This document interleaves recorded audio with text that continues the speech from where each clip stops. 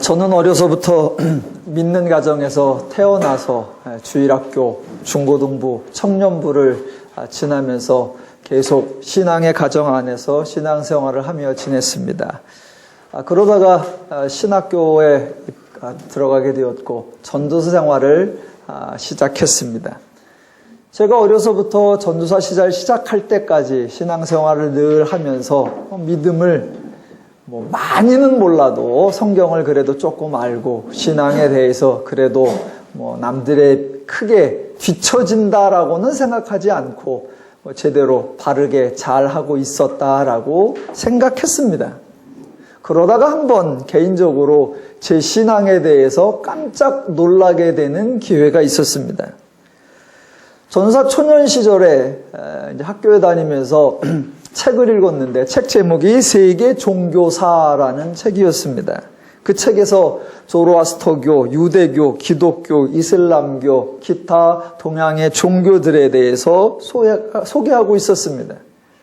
그 책을 읽으면서 기독교에 해당하는 부분을 이렇게 읽어보니까 제가 알고 있는 내용이 많이 나와서 밑줄을 치기도 하고 또 종종 제가 몰랐던 부분이 새로 알려주길래 기뻐하기도 하고 또 내가 가지고 있는 내용과 그 책이 소개하는 내용이 비슷한 게 많아서 내가 신앙을 제대로 알고 있구나라고 점검을 하며 한편으로는 기쁘고 한편으로는 즐겁고 한편으로는 자신감 있고 그렇게 그 책을 잘 읽었습니다. 그래서 그 단락을 딱 다 읽고 그 다음 단락을 읽으려고 하는데 그 다음 단락의 제목이 기독교입니다. 그러니까 저는 지금까지 읽은 게 기독교에 해당하는 부분으로 알아서 나하고 비슷하구나, 내가 제대로 알고 있구나, 내가 모르는 걸 많이 알게 됐구나 라고 은혜도 받고 좋아했는데 기독교는 다음 단락이었습니다. 그래서 깜짝 놀라가지고 아니 내가 읽은 게 기독교가 아니었나? 그럼 뭐였지? 그리고서 제목을 따져보니까 제가 읽은 부분이 유대교를 소개하는 단락이었습니다. 그러니 그동안 제가 가지고 있던 신앙 개념은 기독교적이 아니라 유대교적이었고 목사의 아들로 태어나서 자라나서 신앙생활했던 수십 년 동안 저는 기독교인이면서도 유대교적 신앙관을 가지고 있었고 심지어는 그것이 유대교적인지 기독교적인지조차도 분별을 하지 못했었던 것입니다. 그때까지 제가 알고 있는 모든 내용은 부친이신 저희 목사님께 배운 내용이었으니 저희 아버님도 유대교와 기독교를 별로 구분을 못하셨다는 것이고 제가 그런 전도사 초년병으로 제가 가지고 있던 신앙을 동료 전사들과 나누었을 때 거의가 유사한 내용을 가지고 있었으니 제 친구 전사들도 전부 다 유대교와 기독교를 도무지 구분하지 못하는 그런 신앙을 가지고 있었습니다. 그 이후로 신앙을 좀 바르게, 성경을 좀 바르게 알아야겠다라는 저의 도전이 많이 있어서 성경을 읽고 공부를 하게 되었습니다.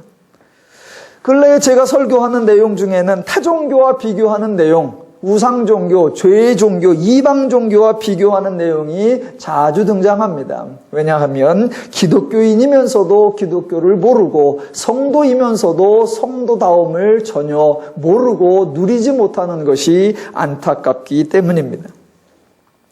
저 여러분이 열왕기상을 상고하면서 오늘 이제 4장에 들어오는데 그동안 5번의 설교를 통하여 제가 다윗이나 솔로몬에 대해 긍정적이기보다는 약간 부정적으로 칭찬보다는 조금 비판하는 쪽으로 설교를 해와서 혹시 저렇게 계속해 나가면 하나님이 지혜를 주신 내용과 성전을 지은 내용을 도대체 어떻게 하려고 저러나 걱정하시는 분도 있으실 겁니다. 그래서 오늘 그 염려를 풀어드리도록 하겠습니다. 열왕기상 1장에는 다윗을 이어 이스라엘의 왕이 될 사람을 선택하는 장면이 기록되어 있는데 그동안 하나님이 이스라엘을 세우는 과정과는 판이하게 하나님은 전혀 등장하지 않고 오직 다윗이 자신의 기준에 근거하여 솔로몬을 선택하는 모습이 소개되어 있습니다. 열왕기상 2장에는 선대왕 다윗과 후계자 솔로몬이 왕권의 안정을 취한다는 명분으로 솔로몬과 다윗이 공동으로 자신들이 지혜롭다고 생각하는 대로 조치를 취하는 모습이 소개되어 있습니다. 열왕기상 3장에는 왕위에 오른 솔로몬이 최초로 행한 조치가 애굽과 동맹을 맺는 것이었고, 왕권을 강화하기 위하여 건축공사를 시작하고 또 제사를 통해 자신의 위엄을 자랑하는 모습이 소개되어 있었습니다. 그래서 1장부터 3장까지는 다윗과 솔로몬이 계획한 대로 모든 것이 착착 진행되고, 그 결과로 솔로몬의 나라가 솔로몬의 손에 의해 견고해졌다라고 소개하였습니다. 3장 중간에 잠깐 하나님이 꿈에 나타나셨다는 이야기가 언급되고, 이어서 4장에는 다시 솔로몬의 행적이 이어집니다. 지금 열왕기상은 다윗 왕이 지혜로운 아들로 인정하여 뽑은 솔로몬이 과연 지혜롭게 행동하고 그 지혜의 결과로 나라가 강성하여 가고 있다라고 소개하고 있습니다. 이때 성경을 읽는 저와 여러분은 열왕기상이 다윗과 솔로몬을 소개하고 있는데 과연 잘했다고 칭찬하려고 이렇게 묘사하고 있는지, 아니면 잘못했다고 책망하려고 이렇게 묘사하고 있는지를 꼭 분별하셔야만 합니다. 자, 오늘 4장을 보시면 1절, 솔로몬 왕이 온 이스라엘의 왕이 되었고 그의 신하들은 이러하니라 입니다. 이스라엘이 국가적 틀을 갖춘 것은 다윗 왕 때부터입니다. 물론 초대 왕은 사울이지만 사울은 아직 나라에 기틀이 없었고 왕궁조차도 없었고 그 어떠한 행정 조직도 없었습니다. 그러다가 다윗 시대부터 국가의 최소한의 모양새가 갖추어지고, 다윗 시대부터 국가의 정치, 행정, 조세, 국방, 종교의 조직과 인사 조치가 등장합니다. 그런데 재미있는 것은 다윗의 시대에 있는 국가의 어떤 인물들이 소개될 때에 군대 장관이 맨 먼저 소개됩니다. 다윗 왕권의 초창기인 사무엘하 8장 16절에 보면 수루의 아들 요압은 군사령관이 되고 아힐룻의 아들 여호사밧은 사관이 되고 아히두베의 아들 사독과 아비아달의 아들 아히멜렉은 제사장이 되고, 그래서 관료들을 소개하는데 맨 앞에 장군 요압이 등장합니다.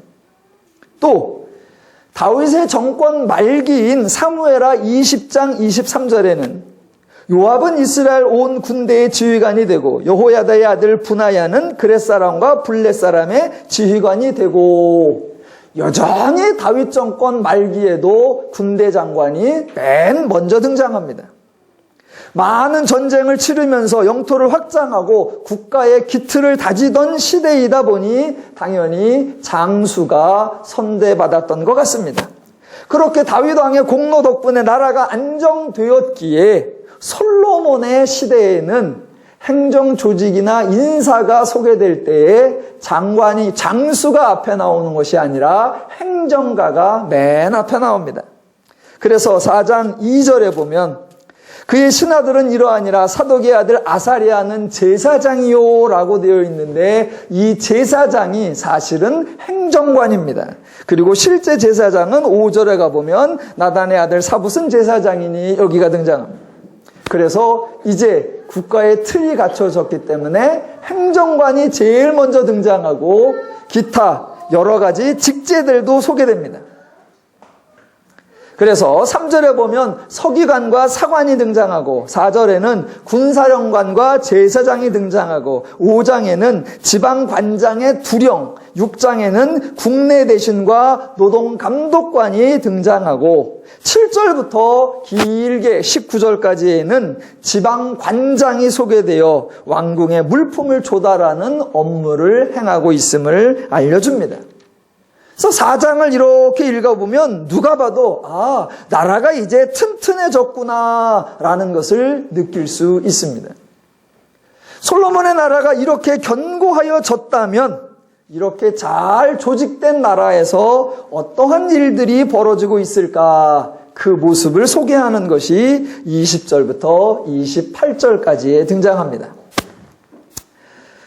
솔로몬 시대의 백성들이 어떻게 살았나 소개를 해야 되는데 요즘 우리나라가 3포 세대니 5포 세대니 모두가 경제가 어렵고 살기가 어렵다고 난리라서 오늘 본문을 읽을 텐데 본문은 너무 대조가 되어서 제가 읽기가 좀 겁이 납니다. 아마 읽어보시면 이 나라로 이민 가고 싶어질지도 모를 겁니다. 자, 20절 보겠습니다. 유다와 이스라엘의 인구가 바닷가에 모래같이 많게 되매 먹고 마시며 즐거워하였으며 솔로몬이 그 강에서부터 블레셋 사람의 땅에 이르기까지와 애굽 지경에 미치기까지의 모든 나라를 다스림으로 솔로몬이 사는 동안에 그 나라들이 조공을 바쳐 섬겼더라. 국내적으로는 백성들이 먹고 마시며 즐거워하였고 국제적으로는 주변 나라들의 조공을 받으면서 강력한 위력을 떨치고 있는 것 같습니다. 그들이 먹고 마시며 얼마나 풍성했는지 소개하는 게 22절부터입니다. 솔로몬이 하루의 음식물은 가는 밀가루 30고루요, 굵은 밀가루가 60고루요, 살진 소가 10마리요, 초장에 소가 20마리요, 양이 100마리이며 그 외에 수사슴과 노루와 암사슴과 살찐 새들이었더라 입니다. 자, 이렇게 이스라엘의 모습, 이스라엘의 생활을 소개하고 있는데 지금 본문이 솔로몬을 찬양하고 있는 걸까요? 조롱하고 있는 걸까요? 성경을 읽는 분들이 생각을 오해하게끔 만드는 딱 보면 오해하기 좋은 그런 표현들이 있습니다. 24절로 28절도 그렇게 우리를 오해하게 만드는 장치입니다. 솔로몬이 그 강 건너편을 딥사에서부터 가사까지 모두 그 강 건너편의 왕을 모두 다스림으로 그가 사방에 둘린 민족들과 평화를 누렸으니 솔로몬이 사는 동안에 유다와 이스라엘이 단에서부터 부엘세바에 이르기까지 각기 포도나무 아래와 무화과나무 아래서 평안히 살았더라. 솔로몬의 병거의 말 외양간이 4만이요 마병이 12,000명이며 그 지방 관장들은 각기 자기가 맡은 달에 솔로몬 왕과 왕의 상에 참여하는 모든 자를 위하여 먹을 것을 공급하여 부족함이 없게 하였으며 또 그들이 각기 직무를 따라 말과 준마에게 먹일 보리와 꿀을 그 말들이 있는 곳으로 가져왔더라. 예, 참 대단합니다. 그런데 지금 이 본문이 솔로몬을 치하하는 것일까요? 솔로몬을 비웃는 것일까요? 어떤 사람이든 어떤 상황이든 어떤 나라든 무엇인가를 평가하려면 가장 먼저 기준을 정해야 합니다. 그래서 기준에 의하여 잘하고 있는지 기준에 의하여 잘못하고 있는지 분별해야 합니다. 무조건 어떤 상황이 좋아 보인다고 좋아할 것이 아니라 기준을 잘 잡아야 합니다. 예를 들어 얼마 전에 중국에서 전승절에 열병식을 거창하게 한다고 소문이 났고 방송에서 보니까 참 뽀대나게 했고 엊그제서는 북한에서도 열병식을 아주 호화롭게 했습니다. 여러분은 그런 열병식이나 집단 행사들을 보면 무슨 느낌이 드십니까? 위풍당당함, 일사불란함, 멋지고 화려함 그런 걸 보십니까? 저는 개인적으로 국가적인 또는 집단적인 그런 행사를 대규모 행사를 보면 가장 먼저 억압과 통제가 떠오릅니다. 국가 행사도 그렇지만 특히 종교 집단에서 단체로 나와서 일사불란하게 움직이는 모습을 보면 저는 늘 종교 왜곡의 극치를 보는 것 같아서 상당히 안타깝습니다. 언제도 한번 말씀드린 것 같은데 교회들 홈페이지를 이렇게 들어보면 그 교회의 예배 실황이나 행사들이 사진으로 올라와 있습니다. 그런데 종종 어느 교회 사진을 보면 딱 봐도 와 각이 잡혔다. 딱 봐도 와 질서가 잡혔다 이런 모습을 봅니다. 저희 교회는 책상과 의자가 있지만 많은 교회는 장의자 있고 또 기도회 같은 데 할 때는 마루에 있고 그러는데 성도들이 줄이 딱딱 맞춰 있습니다. 그래 놓고 앉아 있는 것도 단순히 앉아 있고 줄 맞춘 정도가 아니라 전부 다 차렷 자세를 하고 아주 집중하면서 그런 모습들이 소개되어 있습니다.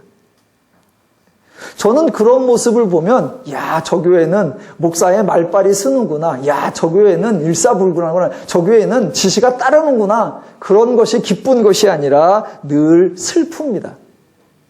왜냐하면 종교의 본질은 인간의 자유와 평화와 안식이기 때문입니다.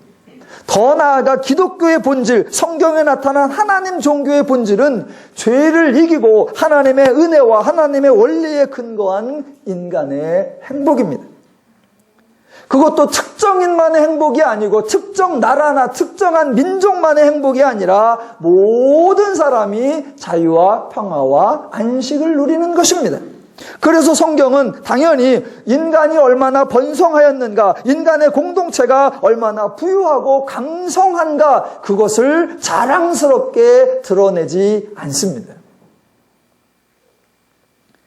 혹자가 저희 교회를 보고 저희 교회의 자랑거리가 뭐냐, 저희 교회의 특징이 뭐냐라고 하면 저는 가장 먼저 자유롭다라는 것을 강조할 것입니다.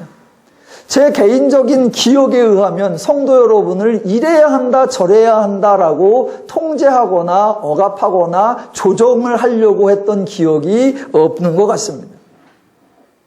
조금 일찍 오시면 일찍 오시고 또 자주 오시면 자주 오시고 가끔 결석하시면 결석하시고 단 한 번도 저는 성도들에 대해서 이래야 한다 저래야 한다라고 어떤 지시를 내린 적이 없습니다.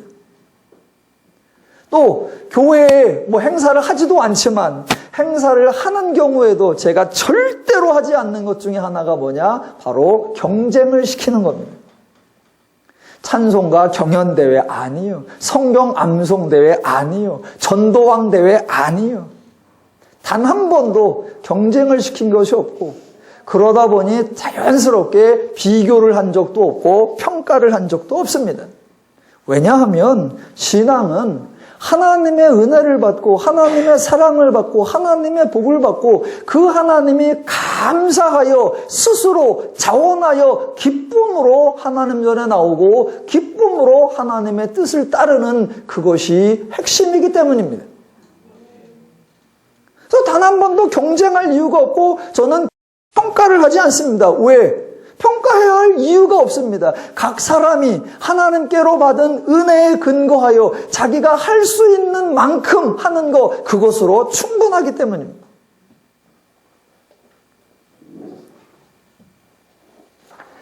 오늘 열왕기상 4장 1절로 28절까지를 간략하게 살펴보았는데 여러분은 솔로몬의 모든 정책들을 읽어보니까 솔로몬이 백성들을 위하고 있구나 그런 생각이 드십니까?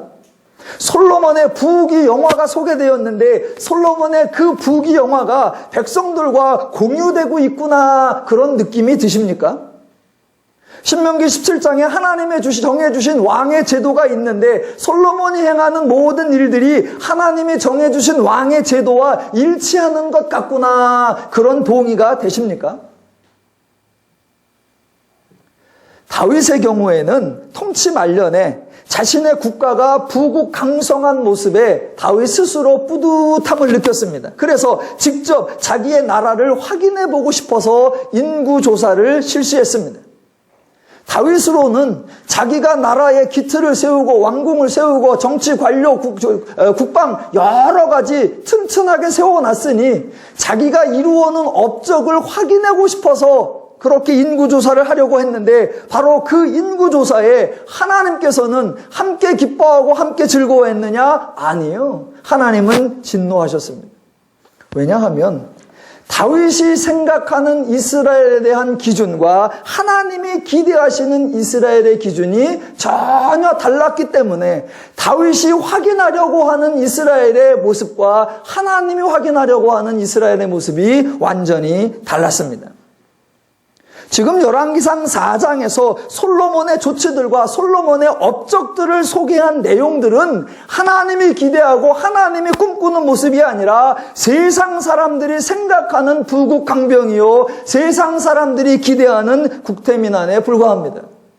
만약 성경이 열왕기상 4장에 이스라엘이 견고하여지고 강성하여지고 풍성하여진 것을 잘한 일이라고 칭찬을 한다면 열왕기상 이전에 이미 애굽을 칭찬했어야 합니다. 왜요? 애굽은 훨씬 이전에 훨씬 더 크고 강성하고 문화적인 나라를 건설했었기 때문입니다. 또 장차 아수르와 바벨론과 바사도 성경이 칭찬해 주어야 합니다. 특별히 아수르와 바벨론과 바사는 일개 국가의 규모를 넘어 전 세계를 상대하는 제국을 형성했었기 때문입니다. 그러나 성경은 애굽을 칭찬한 적이 없고 아수르나 바사나 바벨론의 강성함과 부유함을 우리에게 모델로 제시해 준 적이 없습니다. 동일한 패턴으로 지금 열왕기상 4장에 솔로몬이 만들어낸 강성함과 부유함은 성경이 우리에게 자랑하고 칭찬하려는 것이 아닙니다. 결국 솔로몬은 하나님으로 말미암아 행복한 나라가 아니라 하나님이 없어도 될 것 같은 나라를 만들어 놓은 것입니다. 그렇게 솔로몬의 나라와 솔로몬 왕을 조롱하는 성경의 절정이 드디어 29절부터 등장합니다. 자, 29절에 보면 먼저 읽어보겠습니다. 하나님이 솔로몬에게 지혜와 총명을 심히 많이 주시고 또 넓은 마음을 주시되 바닷가에 모래같이 하시니. 예, 하나님이 솔로몬에게 지혜를 주셨다라고 합니다. 그러니까 사람들은 전부 다 솔로몬이 하나님의 지혜를 받았다라고 생각합니다. 그러나 성경을 읽으실 때 솔로몬의 지혜가 무엇인지, 과연 솔로몬이 지혜롭게 행동하고 조치를 취한 여러 사항들이 성경이 칭찬하는 건지 조롱하는 건지를 잘 분별해야 하는데, 그것을 분별하려면 열왕기상이 성경 내에 어디에 위치하고 있는지 그것을 꼭 파악해야 합니다. 열왕기상은 성경의 맨 처음이 아니고 당연히 맨 마지막도 아닙니다. 당연히 성경에는 창세기가 나오고 이어서 출애굽기, 레위기, 민수기, 신명기, 여호수아가 나오고 그 다음에 사사기가 나오고 그 다음에 사무엘, 상하가 나오고 그 후가 열왕기상입니다. 그렇다면 열왕기상을 읽을 때에는 지금 열왕기상의 모든 내용이 창세기부터 사무엘하까지 이어지던 하나님의 역사와 같은 선상에서 전개되고 있는가, 아니면 하나님이 해오신 것과는 전혀 다르게 펼쳐지고 있는가, 그것을 비교하여 꼭 점검해야 합니다. 그래서 앞부분을 간략하게만 요약해 보겠습니다. 창세기의 가장 본질적 내용은 1장과 2장에 나오는 하나님의 창조, 하나님의 은혜, 하나님의 축복입니다. 그런데 창세기 3장에서 인간이 범죄하여 창조의 모든 상황이 비틀어져 버리고 인간이 죄인이 되었습니다. 성경이 선언하는 인간 문제의 본질은 죄이고, 그 죄는 법적인 용어가 아니라 하나님과의 관계적인 용어, 그래서 하나님을 떠나 하나님의 은혜를 누리지 못하는 불쌍하고 안타까운 인간을 죄인이라고 부릅니다. 죄인은 하나님에 대하여 모르는 사람입니다. 그래서 하나님이 죄인에게 취하시는 조치는 징계나 형벌이 아니라 하나님을 모르는 자들이기에 하나님을 알리는 계시였습니다. 죄인은 하나님을 모르니까 죄인에게 하나님을 탐구하라, 죄인에게 하나님을 찾아오라, 죄인에게 하나님을 만나라 요구할 수가 없으니 하나님께서 직접 죄인들에게 하나님을 알려주는 계시를 하나님이 담당하셨습니다. 그렇게 하나님에 대하여 죄인들에게 알려주려고 하는데 글로 한다고 알 수 있는 것이 아니고 말로 한다고 알 수 있는 것이 아니기에 하나님은 사건을 통해서 하나님을 알리셨습니다. 그래서 그 사건들을 계시사건이라고 부르는데, 계시사건에는 세 가지 특징이 있다고 그랬습니다. 가능하면 죄인들 생각에 불가능한 사건을 행하시고, 가능하면 죄인들 생각에 불가능한 방법을 사용하시고, 가능하면 죄인들 생각에 불가능한 사람을 선택해서 일을 하십니다.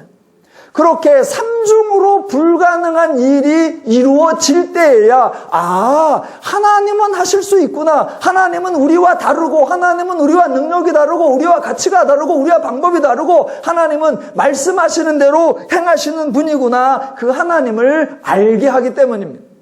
그리고 그 과정이 진행되는 모든 일들 속에 하나님의 성품, 하나님의 원리, 하나님의 마음, 하나님의 기준, 하나님의 능력을 풍성하게 드러내었습니다.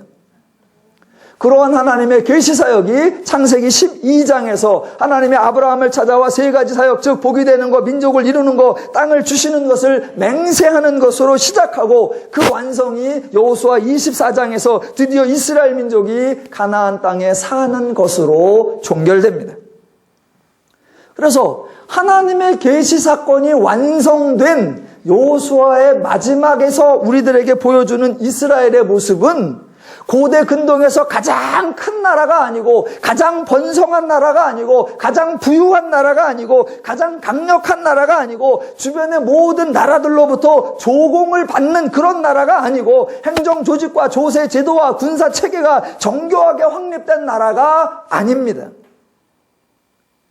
죄인에게 계시를 통하여 하나님이 기대하신 이스라엘의 모습은 하나님을 배운, 하나님을 아는 사람들이 하나님의 마음과 심정과 원리로 행동하여 자유와 평화와 안식 가운데 하나님의 분복을 누리며 사는 모습, 바로 그것입니다.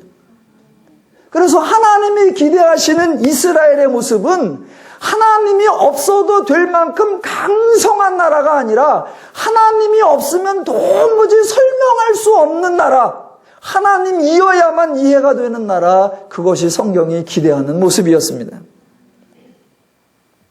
열왕기상 4장에 솔로몬이 만든 나라와 얼마나 하나님이 기대하신 나라가 다른지를 분별하셔야 합니다. 자, 하나님이 솔로몬에게 주신 지혜가 무엇인지를 분별하기 위해서 저와 여러분이 꼭 하나 점검해야 할 상황이 있습니다. 자, 하나님이 죄인들에게 하나님을 알려주셨고 인간이 상호간에 행복하게 살 수 있는 원리를 알려주셨습니다. 자, 다시 한번. 하나님이 알려주신 것, 즉 계시 사건을 통해 하나님 자신의 성품과 속성과 원리, 그리고 인간이 상호간에 하나님의 뜻과 원리로 살아 행복을 누릴 수 있는 원리, 하나님과 인간의 행복 원리를 모두 우리에게 알려주셨는데, 그렇게 알려주신 하나님의 지혜, 그렇게 알려주신 하나님에 대한 내용을 통틀어 명하는 그런 용어가 성경에 있을까요? 간단히 하나님에 대한 내용과 인간이 행복하게 살아가는 원리, 하나님이 가르쳐 주신 그 내용을 성경은 뭐라고 부를까요? 성경에 그거에 해당하는 용어가 있을까요? 인간이 탐구하는 신에 대한 지식 말고, 인간이 만들어내고 경험으로 축적한 삶에 관한 교훈 말고, 인간이 꿈꾸고 기대하고 바라는 소망 말고, 하나님이 알려주신 하나님에 대한 내용을 표현하는 기독교적 용어가 창세기 12장부터 여호수아 24장까지의 모든 계시 내용을 총괄하는 하나의 명칭이 있을까요? 예, 있습니다. 성경에 나옵니다. 그런데 성경이 원래 사용한 그 용어를 이스라엘 사람들이 엉뚱하게 사용하면서 변질시켰습니다. 잘못 사용했습니다. 하나님이 원래 알려주신 것, 창세기 12장부터 여호수아 24장까지에 나오는 죄인에게 알려주신 하나님의 모든 내용과 인간이 행복하게 살아가는 그 원리를 딱 한 단어로 하면, 그냥 히브리어 그대로 읽으면 그것을 토라라고 합니다. 그러니까 토라라는 말은 원래 가르치다라는 동사에서 확장된 것으로, 가르치다라는 동사에서 확장된 거니까 가르쳐진 것, 풀이하면 지시, 교훈, 법령, 태도, 계명, 규례, 원리 등을 의미합니다. 그게 성경이 그것을 통칭하여 토라라고 불렀는데, 유대인들은 그것을 그냥 번역하지 않고 음역 그대로 토라라고 부르면서 그 의미를 조금 변절시켜버렸습니다. 그래서 자, 토라라고 하는 것이 성경의 의도와 유대인들이 쓰는 용례가 달라진 겁니다. 첫 번째, 범위. 성경은 토라를 언급할 때 창세기 12장부터 여호수아 24장까지의 하나님이 계시한 모든 내용을 언급하는데, 유대인들은 토라 그러면 창세기, 출애굽기, 레위기, 민수기, 신명기, 모세가 쓴 것으로 알려진 5권의 책, 이렇게 해서 내용을 축소시켜 버렸습니다. 두 번째, 토라의 개념도 하나님께서는 하나님을 알리신 모든 내용을 통틀어 토라라고 하는데, 유대인들은 시내산에서 받은 10계명을 포함한 율법을 토라라고 했습니다. 그래서 토라 그러면 대부분의 번역이 그냥 율법이라고 생각을 합니다. 그것도 변화시킨 겁니다. 세 번째, 용도. 하나님께서는 토라를 하나님을 알게 된 하나님의 백성들이 살아가는 삶의 원리라고 가르치셨는데, 유대교에서는 그것을 지키면 복받는 방법이라고 변질시켜 버렸습니다. 그런데 많은 사람들이 토라 그러면 성경적 개념이 아니라 유대교적 개념으로, 토라 그러면 율법, 토라 그러면 창세기부터 신명기, 토라 그러면 율법대로 살아가지고 복 받는 거, 이렇게 전부 다 왜곡하고 있습니다. 자, 하나님이 지금 죄인들에게 하나님을 알려주신 내용이 있다. 그것을 토라라고 부른다. 요걸 알고 계셔야 이제 솔로몬에게 주신 지혜가 무엇이냐를 분별할 수 있습니다.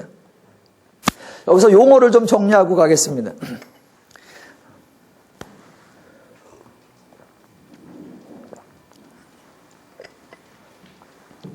이제 6페이지입니다. 벌써 취침 모드로 들어가시면 안 됩니다. 자, 깨시고 6페이지 중간이니까 4장밖에 안 남았습니다. 자, 여기서 용어를 정리하겠습니다. 저 여러분이 새로운 용어를 만들어낼 수는 없습니다. 그러니까 이미 성경에 나와 있는 용어, 그런데 혹시 의미를 잘못 사용하고 있는 것을 바로잡아야 하는데, 성경에 하나님의 가르치심을 대변하는 용어가 토라. 그래서 용어는 그대로 하겠습니다.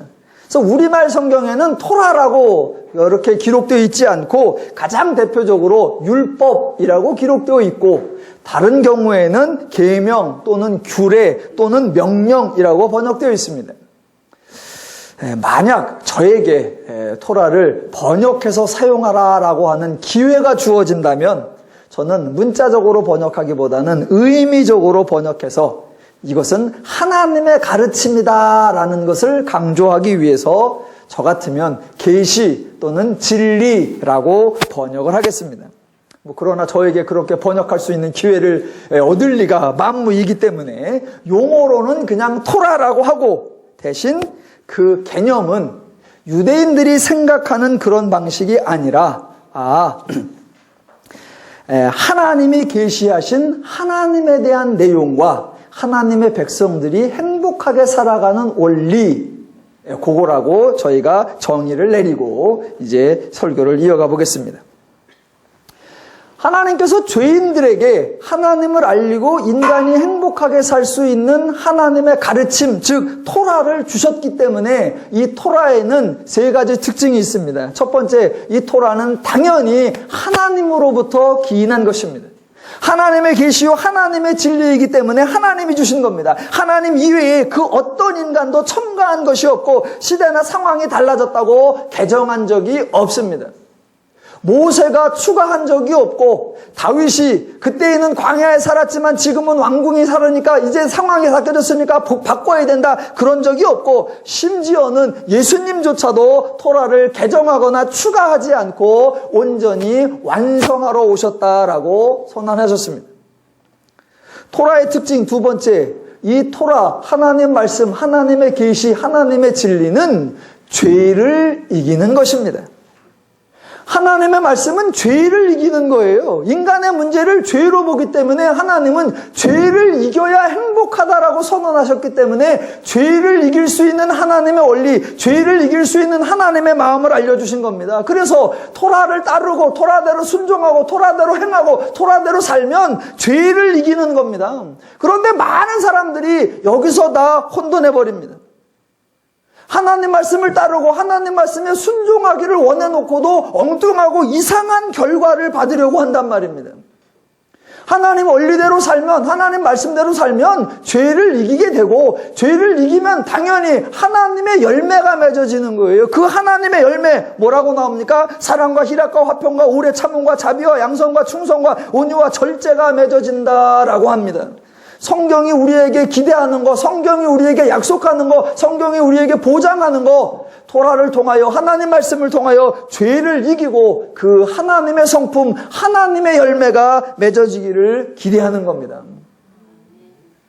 그런데 사람들은 하나님의 말씀을 따르기를 원한다 그래 놓고 엉뚱한 열매를 기대해요. 아니요.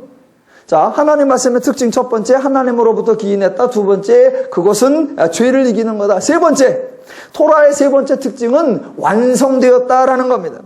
하나님의 계시, 하나님의 진리는 이미 온전하고 충분하게 주어졌습니다. 그래서 하나님의 계시가 온전하고 충분하고 퍼펙트하게 주어졌기 때문에 그 하나님의 말씀에 대한 위대한 선언이 등장합니다. 그 선언이 신명기에 나오는데 제가 두 군데만 읽어보겠습니다. 신명기 4장 1절로 2절. 이스라엘아, 이제 내가 너희에게 가르치는 규례와 법도를 듣고 준행하라. 그리하면 너희가 살 것이요 너희 조상의 하나님 여호와께서 너희에게 주시는 땅에 들어가서 그것을 얻게 되리라. 내가 너희에게 명령하는 말을 너희는 가감하지 말고 내가 너희에게 내리는 너희 하나님 여호와의 명령을 지키라. 가감하지 말라는 겁니다. 왜? 이미 온전하고 충분하게 완성된 것을 주었으니까. 그 다음에 신명기 4장 5절 6절. 내가 나의 하나님 여호와께서 명령하신 대로 규례와 법도를 너희에게 가르쳤나니 이는 너희가 들어가서 기업으로 차지할 땅에서 그대로 행하게 하려 함인즉 너희는 지켜 행하라. 이것이 여러 민족 앞에서 너희의 지혜요 너희의 지식이라. 그들이 모든 규례를 듣고 이르기를 이 큰 나라 사람은 과연 지혜와 지식이 있는 백성이로다 하리라 입니다. 하나님은 이미 이스라엘에게, 하나님은 이미 온 인류에게, 모든 죄인들에게 하나님의 말씀, 하나님의 진리, 하나님의 계시를 주셨습니다. 그렇게 하나님의 진리, 하나님의 계시를 주시면서 그 하나님이 주신 것, 히브리어로 하면 토라라고 하는데 그걸 주시면서 뭐라고 했느냐? 그것이 너희의 지혜요 너희의 지식이라 라고 선언하셨습니다. 그러니까 성경이 근본적으로 말하는 하나님의 말씀, 하나님의 지혜, 하나님의 지식, 하나님의 진리, 그것을 뭐를 말하느냐? 창세기 12장부터 여호수아 24장까지의 하나님이 가르쳐 주신 내용, 그것을 하나님의 지혜라고 불렀었습니다. 그러니 그 하나님의 지혜, 하나님으로부터 기인했고 하나님의 지혜, 죄를 이기는 것이며 하나님의 지혜 벌써 완성되어 있다라는 것을 알고 계셔야 합니다. 이미 주셨기에, 완성하셨기에, 가감하지 말라고 하셨기에 하나님은 실제로 더 이상 하나님의 말씀을 새롭게 추가하여 주신 적이 없습니다. 더 이상 추가할 이유도 없고, 만약 하나님이 추가하신다면 그것은 이미 주어진 하나님의 진리, 이미 주어진 하나님의 토라가 완성되지 않은 것이고 부족한 것이고 모자란 것이고 결핍된 것이고, 그렇다면 그것은 진리가 아닌 것이 되어버립니다. 자, 열왕기상에 들어오기 이전에 하나님이 솔로몬에게 지혜를 주셨다. 오늘 4장 29절에 나오는 그 얘기를 읽기 이전에 이미 하나님은 인간에게 지혜를 주셨고, 이미 하나님은 인간에게 계시를 주셨고, 이미 하나님은 인간에게 진리를 완전하게 주셨구나라는 것을 아시고 4장 29절을 접근해야 합니다. 자, 이렇게 전제하고 와야 열왕기상 1장부터 4장까지의 이야기가 정리될 수 있습니다. 다윗이 하나님의 뜻과는 무관하게 솔로몬을 후계자로 선택했는데 그 이유는 솔로몬이 지혜로운 사람이었기 때문입니다. 그래서 솔로몬의 모든 일들은 지혜와 연관되어서 전개가 됩니다. 다윗과 솔로몬의 의도와 대조되는 것이 3장에 나타났던 하나님의 꿈 사건이었습니다. 하나님은 꿈을 통해서 솔로몬이 지혜롭기를 원한 게 아니고, 솔로몬이 부하기를 원한 게 아니고, 솔로몬이 장수하기를 원한 것이 아니라 딱 하나, 솔로몬이 하나님 말씀을 듣기를, 하나님의 뜻을 듣기를, 하나님의 진리를 듣기를 기대하셨습니다. 왜? 이미 1장과 2장에서 다윗과 솔로몬이 자기들이 생각하는 가장 지혜롭다라고 여겨지는 그런 방법을 동원하고 있기 때문에, 그래서 하나님과는 무관하게 자기가 알아서 아들을 택해버리고, 그래서 하나님과는 무관하게 자기들끼리 살생부를 만들어서 전해주고 실천하고, 이미 하나님 없이 자기들끼리 지혜롭다고 다 행하고 있으니까 그것을 보시면서 내가 원하는 건 그게 아닌데, 내가 바라는 건 그게 아닌데, 그러면서 하나님이 꿈을 통해서 하나님의 말씀을 듣기를 원한다, 그 표현을 하셨던 겁니다. 이미 하나님께서는 토라를 주셨기 때문에 그 토라를 따라 행하면 왕권이 강건하고, 그 토라를 따라 행하면 나라가 부강하고, 그 토라를 따라 행하면 백성이 화평할 것이기에 그 하나님 말씀, 그 토라를 듣기를 간절히 바라셨던 겁니다. 그런데 다윗도, 그런데 솔로몬도 하나님의 뜻을 듣지는 않고 자기들 나름대로 지혜롭게 행동하여 하나님 나라에 걸맞지 않게, 하나님의 왕에 걸맞지 않게, 하나님의 기대에 걸맞지 않게 온통 자기의 지혜로 모든 일을 진행하고 있습니다. 그렇게 다윗과 솔로몬이 모두 자기의 지혜로 모든 것을 진행하고 있는 바로 그때 하나님이 행하신 조치가 바로 4장 29절입니다. 자, 4장 29절. 하나님이 솔로몬에게 지혜와 총명을 심히 많이 주시고 또 넓은 마음을 주시되 바닷가에 모래같이 하시니. 이런 구절이 있으니까 전부 다 밑줄 쳐놓고, 봐라 솔로몬이 하나님으로부터 지혜를 받았다라고 별표 쳐놓고, 우리 아들도 이렇게 됐으면 좋겠다라고 하고, 아들 방에다가 또 이거를 또 성구로 표구해서 놓고 다 그렇게 한단 말입니다. 물론 솔로몬이 하나님께로부터 지혜를 받았습니다. 그런데 그 4장 29절에 나오는 지혜가 과연 무엇이냐라는 걸 꼭 분별해야 된다는 겁니다. 지금까지 설명한 대로 4장 29절 나오기 전에 이미 하나님께서는 지혜, 다른 표현으로 토라, 다른 표현으로 진리, 다른 표현으로 진리, 지식, 계시, 그거 다 주셨습니다. 그래서 새롭게 추가되어서 더 나올 게 없이 이미 다 주셨습니다.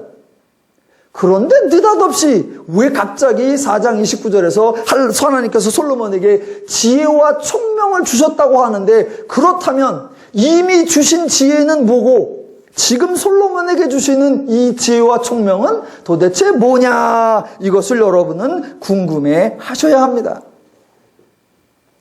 지금 솔로몬에게 주신 지혜와 총명은 그동안 하나님이 저희에게 주셨던 지혜에 추가하여 더 풍성하게, 더 온전하게, 특별히 솔로몬에게만 내리는 어떤 내용이 절대로 아닙니다. 다윗에 이어서 왕이 되었으니 나라를 더 잘 다스리라고, 온 백성을 더 평안하고 행복하게 하라고, 어려운 난관을 더 쉽게 극복하라고 하나님께서 특별히 솔로몬에게 신앙적 지혜를 더하여 주는 것이 절대로 아닙니다. 단지 안 주시는 것이 아니라 이미 인간에게 필요한 모든 지혜를 알려주셨기에 하나님이 새롭게 주어야 할 지혜와 총명은 없다라는 것을 알고 있어야 합니다. 그렇다면 계속하여 과연 솔로몬이 받은 지혜는 무엇이냐, 이것을 궁금해해야 합니다. 그래서 성경은 소개를 해줍니다. 솔로몬에게 하나님이 주신 지혜와 총명이 뭔가, 그게 바로 30절 이하입니다. 자, 먼저 30절. 솔로몬의 지혜가 동쪽 모든 사람의 지혜와 애굽의 모든 지혜보다 뛰어난지라. 그가 모든 사람보다 지혜로워서 예스라 사람 에단과 마홀의 아들 헤만과 갈골과 다르다보다 나음으로 그의 이름이 사방 모든 나라에 들렸더라. 예, 지금 하나님이 솔로몬에게 주신 지혜는, 그래서 성경은 뭐라고 부르느냐? 솔로몬의 지혜라고 부르는데, 그 솔로몬의 지혜가 다른 나라의 지혜와 다른 사람의 지혜와 비교되고 있습니다. 애굽은 전통적으로 강대국입니다. 특별히 이미 애굽은 정치, 문화, 종교, 학술 등에서 다양한 분야에서 강대국이어서 솔로몬이 활동하기 전보다 500년 전에 이미 모세가 애굽에 있을 때에도 교육이 발달했었습니다. 그래서 사도행전 7장 22절에 이렇게 나옵니다. 모세가 애굽 사람의 모든 지혜를 배워 그의 말과 하는 일들이 능하더라. 그러니까 그 당시에 지혜의 대표가 어디냐? 애굽이고, 또 하나 지혜의 대표가 어디냐? 동쪽입니다. 그때 여기서 말하는 동쪽은 갈대아 지역 또는 메소포타미아 지역으로 전통적으로 지혜가 발달한 곳, 그래서 저와 여러분이 가지고 있는 문화유산, 함무라비 법전 이런 것들이 전부 다 이 동쪽 사람들이 만들어낸 지혜입니다. 그리고 유사한 패턴으로 31절에 에스라 사람 에단과 마오리 아들 헤만과 갈골과 다르다와 비교하고 있는데, 특별히 이 사람이 얼마나 지혜로웠는지는 찾을 수 있는 근거는 없지만 전통적으로 지혜로웠던 것 같습니다. 그렇다면 지금 하나님이 솔로몬에게 지혜와 총명을 주었는데, 그 솔로몬의 지혜가 애굽 사람이나 동방 사람이나 주변의 사람들과 비교되고 있다면 그 사람들의 지혜와 유사한 차원일까요? 전혀 다른 차원일까요? 예, 당연히 유사한 차원입니다. 자, 제가 왜 자꾸 용어를 구분하라고 했냐면, 하나님이 죄인들에게 하나님을 알려주신 것, 그거는 토라. 그래서 하나님으로 기인하여 죄를 이기게 하는 완성된 것은 이미 주어졌고, 지금 그 하나님이 주신 진리, 그 하나님이 주신 지혜 말고 다른 지혜가 등장하고 있다라는 겁니다. 그래서 하나님이 죄인들에게 주신 계시나 진리의 토라, 그거 말고 인간들이 알아내고 연구하고 경험하고 모으는 지식이나 정보, 그거를 뭐라고 부르느냐? 지금 지혜와 총명이라고 부릅니다. 그래서 열왕기 4장에서 하나님이 솔로몬에게 주신 것은 하나님의 진리에서의 지혜가 아니라 인간들이 얻어내고 탐구하고 경험하고 축적하고 모아낼 수 있는 그런 여러 가지 정보나 지식을 의미합니다. 하나님은 창세기부터 여호수아에 이르기까지 계시적 사건을 통해 죄를 이기는 토라를 주셨는데, 다윗과 솔로몬이 그 하나님 말씀을 따르지 않고 지혜로운 사람을 선택하고 지혜로운 조치들을 행하자 하나님께서 3장에서 그 지혜가 아니라 하나님 말씀을 듣는 것을 기대하셨는데, 그래도 3장에서 솔로몬이 자신의 지혜를 따라서 행동하자 지금 4장에서 솔로몬 네가 그렇게 지혜를 좋아하고, 솔로몬 내가 그렇게 지혜를 강조하고, 솔로몬 내가 그렇게 지혜를 의지하냐? 그렇다면 내가 지혜와 총명을 듬뿍 주지. 그래서 지혜와 총명을 심히 많이 주사 바닷가의 모래와 같이 주시는 겁니다. 그러면 4장에서 주시는 하나님의 지혜와 총명은 축복의 선물이 아니라 하나님의 조롱의 선물입니다. 왜? 어떻게 하면 나라가 강성하고, 어떻게 하면 왕권이 안정되고, 어떻게 하면 백성이 평화로울까? 이미 진리를 통해, 이미 계시를 통해, 이미 토라를 통해 다 주셨습니다. 그런데 그 주신 것을 듣기를 원하는데 솔로몬은 그건 따르지 않고 자꾸 지혜를 구하고 지혜를 찾고 지혜를 의지합니다. 그러니까 계시 말고 진리 말고 너 자꾸 지혜 구하냐? 알았어. 그러면 네가 바라고 원하고 구하는 그 모든 지혜를 세상에 있는 모든 사람보다 가장 많이, 가장 잘 알게 다 줘볼게 주시는 겁니다. 그러면서 하나님이 이렇게 말씀하시는 거야. 그래, 네가 원하는 거 다 가져봐라. 지혜가 있으면 부국강병과 국태민안을 이룰 수 있다고? 좋아, 다 줄게. 그러면 한번 세상에서 가장 지혜롭게 많이 가져봐라. 그걸로 되는지 한번 해봐라. 지금 그렇게 주시는 거예요. 그래서 성경에 이전에 죄인들에게 하나님을 알려주신 지혜는 뭐라고 부르느냐? 하나님의 지혜라고 부르고, 지금 솔로몬이 알고 있는 모든 내용은 뭐라고 부르느냐? 솔로몬의 지혜라고 부릅니다.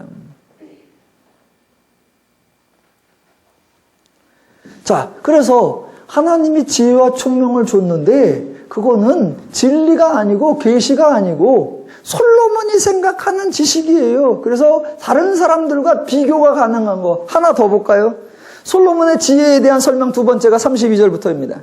그가 잠언 3000가지를 말하였고, 이 잠언이라고 하는 단어와 지혜라고 하는 단어가 같습니다. 그의 노래는 1005편이며 그가 또 초목에 대하여 말하되 레바논의 백향목으로부터 다면하는 우술초까지 하고, 그가 또 짐승과 새와 기어다니는 것과 물고기에 대하여 말한지라. 이게 솔로몬의 지혜예요. 그러니까 그 지혜는 차원이 매우 단순한 겁니다. 말 그대로 백과사전식 지혜요, 박각다식한 지혜입니다. 34절도 마찬가지. 사람들이 솔로몬의 지혜를 들으러 왔으니 이는 그의 지혜의 소문을 들은 천하 모든 왕들이 보낸 자들이로라. 여러분 한번 생각을 해보십시오. 천하의 모든 왕들이 솔로몬에게 사람을 보내어서 지혜를 듣고 오라고 신하를 보냈습니다. 그러면 그들이 듣고자 하는 내용이 뭐겠습니까? 천하 모든 왕들이 신하들을 보내서 야, 하나님이 누구이신지 배워와라. 야, 여호와의 뜻이 무엇인지 배워와라. 야, 진리가 뭔지를 배워와라. 그런 거 배워오라고 보냈겠습니까? 만약 솔로몬이 사람들이 딱 왔는데 저기요, 제가 알려드릴 수 있는 건 그저 하나님의 지혜뿐입니다. 특별히 왕이 보내서 오신 분들이니까 왕에 관한 하나님의 말씀을 알려드리겠습니다. 하나님의 토라에 의하면 신명기 17장에 왕에 대해서 나오는데, 왕은 자기 왕권을 위하여 아내를 많이 두지 말고 은금을 많이 두지 말고 말을 많이 두지 말라고 했습니다. 그렇게 하시기 바랍니다. 여러분의 왕들께 전해주십시오. 그러면 신하들이 받아 적고 가서 보고할까요? 그리고 왕들이 그걸 따를까요? 택도 없는 소리입니다. 솔로몬 자체도 그걸 안 따르고 있는데 어떤 왕들이 와서 그런 걸 물어보며 누가 물어볼 때 솔로몬이 그런 얘기를 대답하겠느냐고요? 전혀 아닙니다. 사람들이 솔로몬에게 와서 묻는 내용이 무엇일까요? 하나님에 관한 내용이요? 아니요. 신앙에 관한 내용이요? 아니요. 이제 10장 이하에 가보면 스바의 여왕이 직접 찾아와서, 오늘 4장에서는 왕들이 신하들을 보냈는데 스바의 여왕은 본인이 직접 찾아와서 솔로몬에게 여러 가지로 물었다고 합니다. 그때 뭘 물었을까요? 여호와께 나아가기 위해서는 어떻게 할까요? 여호와의 말씀대로 살면 어떻게, 그런 거 물었을까요? 아닙니다. 그런 여왕이 와서 늘 뭐에 대해서 물었어요? 오늘 33절에 보면 솔로몬의 지혜가 짐승과 새와 기어다니는 것과 물고기에 대한 것이요, 레바논의 백향목으로부터 담에나는 우슬초까지, 이런 거란 말입니다. 스바 여왕은 아마 와서 이런 거 물었을 거예요. 저기요, 물고기는 계속 물속에 있는데 어떻게 그렇게 숨도 안 쉬고 오래 살아요? 그런 거 물었을 거예요. 왜? 자기가 물속에 살아본 적이 없으니. 그럼 솔로몬은 그런 걸 대답했겠죠. 아가미로 호흡한다. 그러면 어머, 기가 막히네요. 그런 얘기 주고받은 거예요. 그런 얘기. 왜? 하나님은 인간이 자유와 평화와 안식을 누릴 수 있는 원리, 죄를 이기고 행복을 누릴 수 있는 원리, 그 지혜는 이미 하나님이 주셨습니다. 토라라는 이름으로. 그래서 그걸 들으면 왕권도 강화되고, 그걸 들으면 백성의 삶도 행복하고, 그걸 들으면 모두가 자유와 평안을 누릴 수 있어요. 그래서 그거를 듣기를 원한다라고 했단 말입니다. 그런데 솔로몬이 그거는 전부 다 뒷전에 넣어놓고 지혜를 구하고 지혜롭게 조치를 하고 가능한 한 자기가 생각하기에 나라가 번성하고 안정될 만한 많은 조치를 취하고 있으니까 하나님께서 그래, 지혜 한번 빠져봐라. 온갖 지혜를 다 주시는 거예요. 절대로 칭찬이 아니고 조롱이고 비아냥입니다. 여러분은 그런 뜻을 알고 계시면 이미 솔로몬 얘기가 이제 11장에서 끝나는데 11장까지 갔을 때 솔로몬의 결과가 어떻게 될지 다 압니다. 과연 하나님으로부터 그렇게 물고기와 새와 기어다니는 것까지 모든 지혜와 총명을 다 받으니 얼마나 총명하게 나라를 잘 다스렸냐, 그렇게 나올까요? 아니요. 이렇게 모두와 비교할 수 없는 지혜와 총명을 가졌는데 결국엔 나라를 두 쪽 나게 하고 온 백성들을 곤고하게 만든다. 그 결론에 도달합니다. 그래서 11장 결론이 봐라, 네 지혜로 되나, 봐라, 그걸로 되나. 그래서 내가 진작 그랬지, 하나님 말씀을 들으라. 하나님의 진리를 들으라.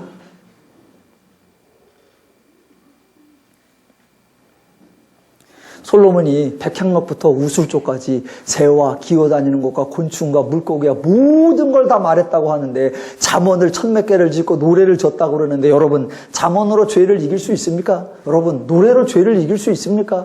솔로몬이 말하는 그런 지혜와 총명으로 죄를 이길 수 있습니까? 마지막으로 하나님이 솔로몬에게 기대하셨던 하나님의 지혜와 솔로몬이 의지하고 강조한 솔로몬의 지혜를 대조하는 모습이 3장과 4장에 각각 하나씩 등장하는 겁니다. 자, 솔로몬 3장에 보면 지난주에 안 하고 지나간 게 있어요. 꿈을 통해서 하나님의 뜻을 다 알려준 이후에 그 꿈에서 깨어났을 때, 자, 3장 16절로 28절까지 이어지는 얘기가 뭐냐? 바로 창기의 창기의 아들의 어미를 찾는 재판입니다. 재판. 하나님께서는 이렇게 보여주시는 거예요. 야, 솔로몬아, 네가 하나님의 지혜를 갖기를 원하고 그 하나님의 말씀을 듣기를 원한다. 만약 솔로몬이 그 하나님의 말씀을 듣고 그 하나님 말씀대로 행한다면 그 모습은 바로 3장 16절부터 28절이라는 겁니다. 여러분, 명색이 왕이 창기의 아들을 찾는 일에 관심을 갖나요? 세상의 군주들은 그런 거 관심 갖지 않습니다.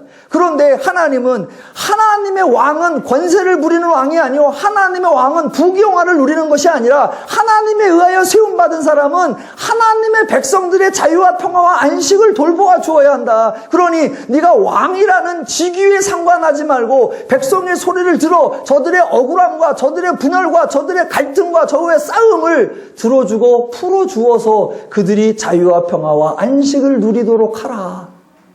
그게 하나님이 기대하시는 하나님의 사람이 하나님의 지혜로 행동하는 모습입니다. 그래서 솔로몬이 그 재판을 합니다. 그랬더니 사람들이 전부 다 뭐라 그래요? 3장 28절에 온 이스라엘이 왕이 심리하여 판결함을 듣고 왕을 두려워했으니 이는 하나님의 지혜가 그 속에 있어 판결함을 봄이더라. 하나님의 지혜예요. 그런데 4장으로 넘어가면 대조적으로 4장 30절 뭐라고 나옵니까? 솔로몬의 지혜라고 나오고 34절에 솔로몬의 지혜를 들으러 왔다 이렇게 말합니다. 그러니까 하나님의 지혜가 강조될 때에 나타나는 모습, 그 미천한 백성들의 갈등과 분열이 해결되어서 자유와 평화와 안식이 나오는 것이고, 솔로몬의 지혜가 등장했을 때에 나타나는 모습이 왕의 호의호식과 왕 혼자만의 그 잘나고 잘 살고 뻐기는 그 모습입니다.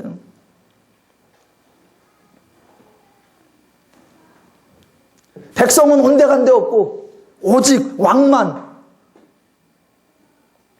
저는 4장을 이렇게 읽으면 많이 슬픕니다. 왜냐하면 저는 왕이 돼본 적이 없어서 호의호식을 해본 적이 없고 부귀영화를 누려본 적이 없어요. 대신 늘 바닥을 쓸고 살았기 때문에 바닥의 사람들의 심정을 잘 압니다. 왕궁에 이런 걸 조달을 하려면 얼마나 백성을 등쳤어야 되고 얼마나 백성을 억압했어야 되고 얼마나 백성을 압제했어야 됩니까? 그래서 이제 바로 5장, 6장, 7장 성전 짓는 얘기 나오고 그 다음에 궁전 짓는 얘기 나오고 그 다음에는 온 백성이 힘들어 못 살겠다. 그 결론 나옵니다. 그 결론 나와요. 열왕기상을 강의하면서 저도 혼자 독불장군이면 안 되잖아요. 그래가지고 열왕기상에 관계된 주석도 찾아보고 설교집도 찾아보고 비싼 돈 들여서 또 열왕기상에 해당하는 책을 막 사가지고 설교하면서 또 막 읽어봐요. 그랬더니 다 솔로몬은 신실하고 다 솔로몬은 똑똑하고 다 신실한 믿음이 좋고 솔로몬은 과연 지혜로웠대. 그런데 말년이 왜 그랬습니까? 그랬더니 다 잘했는데 하나 부인을 많이 들여서. 아니요. 지금 열왕기상이라는 책 자체가 하나님의 계시사건이 주어졌는데 인간이 깨닫지 못하고 사사기 이후로 인간이 스스로 하나님의 왕됨을 부인하고 자기들 스스로 왕을 구하였고 그 왕이 지혜를 구하는 모습이기 때문에 솔로몬뿐만 아니라 열왕기상하의 전체 결론이 어떻게 가냐? 나라가 폭삭 망하더라. 하나님 이외에 다른 것을 의지하고 하나님 이외에 다른 것을 찾더니 결국 나라가 폭삭 망하여 하나는 아수르 망하여 완전히 없어져 버리고 하나는 바벨론의 포로가 되어서 허무한 삶을 살더라. 이래고 결론이 날게 돼 있는 거란 말입니다. 그렇다고 여기서 열왕기하를 끝낼 수는 없고 확인해 가야죠. 이제 확인해. 종종 오늘날 기독교가 참 어이없다는 생각이 듭니다. 말씀은 온통 하나님의 말씀이라 강조하고 하나님의 말씀대로 살라고 강조하면서 정작 그 결과는 하나님의 열매가 아니라 세상의 기준을 들이댑니다. 그래서 솔로몬의 부귀영화를 하나님께 복받은 거다, 성공한 거다라고 좋아하고 칭찬합니다. 남들은 아무리 그럴지라도 최소한 성경을 가르치고 배우는 저와 여러분은 엉뚱한 소리를 하지 말고 엉뚱한 판단하지 말고 엉뚱한 기대하지 말아야 합니다. 대신 하나님의 말씀대로 살아서 죄를 이기고 하나님의 은혜와 분복을 누려야 할 줄로 믿습니다. 솔로몬의 지혜를 갖게 해달라는 이상한 기도하지 말고 이미 주신 하나님의 지혜로 자유와 평화와 안식을 누리는 성도의 삶을 구현하시기를 주님의 이름으로 축원합니다.